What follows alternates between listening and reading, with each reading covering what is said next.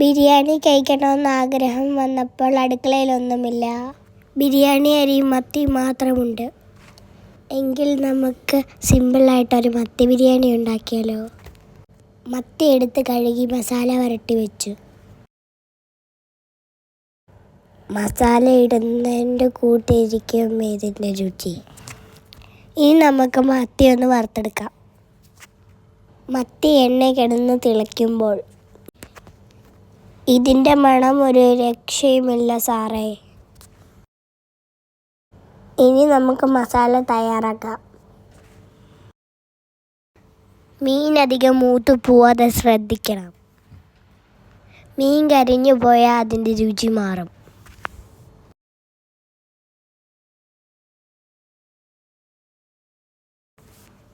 മീൻ വറുത്ത ചട്ടിയിൽ സവാള വഴറ്റിയെടുക്കാം.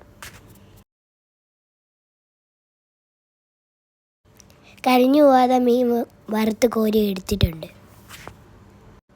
സവാള കുറച്ച് വഴറ്റിയതിന് ശേഷം തക്കാളി ഇടുക.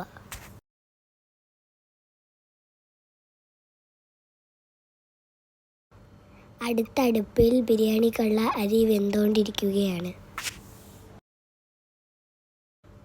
സവാളയും തക്കാളിയും വഴണ്ടതിന് ശേഷം ആവശ്യത്തിന് മല്ലിപ്പൊടി ഇടുക.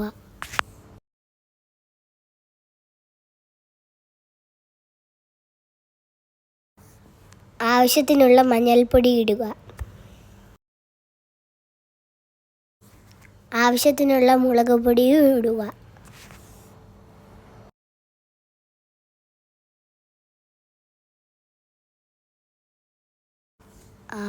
ആവശ്യത്തിനുള്ള മസാലപ്പൊടി ഇടുക. എന്നിട്ട് നല്ലപോലെ വഴറ്റി കൊടുക്കുക.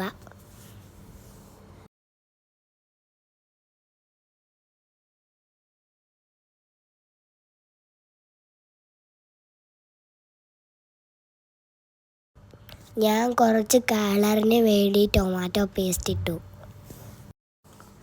തയ്യാറായ മസാലയ്ക്കകത്ത് മീൻ ഇടുക.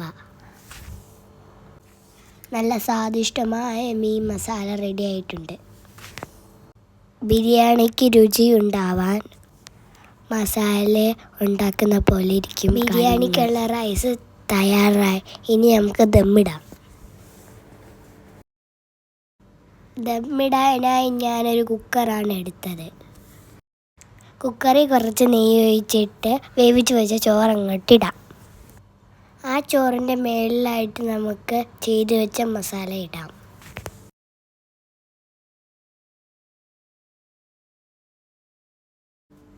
കുറച്ച് മല്ലിയില വിതറാം.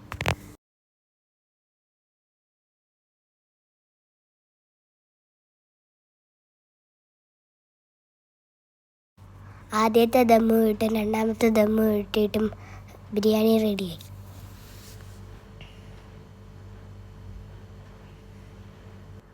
അതിൻ്റെ മുകളിലായിട്ട് കുറച്ച് നെയ്യ് ഒഴിക്കാം. കുക്കർ അടച്ച് വെച്ച് കുറച്ച് നേരം ഗ്യാസിൽ വെക്കാം. അപ്പോഴത്തേക്ക് ഞങ്ങൾ സലാഡും പപ്പടവും റെഡിയാക്കി കഴിഞ്ഞു. ഇനി നമുക്ക് സ്വാദിഷ്ടമായ ബിരിയാണി പൊട്ടിക്കാം. കൂടുതൽ ചേരുവകളില്ലാതെ നമ്മൾ സിമ്പിളായിട്ടുള്ളൊരു മത്തി ബിരിയാണി ഉണ്ടാക്കിയിരിക്കുന്നു. ഒന്നും പറയാനേ ഇല്ല, സൂപ്പർ ബിരിയാണി. അസല് മട്ടൻ ബിരിയാണിയും ബീഫ് ബിരിയാണിയും എല്ലാം തോറ്റു പോവുക ഇതിൻ്റെ മുമ്പിൽ. ആ മസാല ഒരു രക്ഷയുമില്ലായിരുന്നു. ഈ വീഡിയോ ഇഷ്ടമായവർ ലൈക്ക് ചെയ്യുക, ഷെയർ ചെയ്യുക, കമൻറ്റ് ചെയ്യുക, സപ്പോർട്ട് ചെയ്യുക.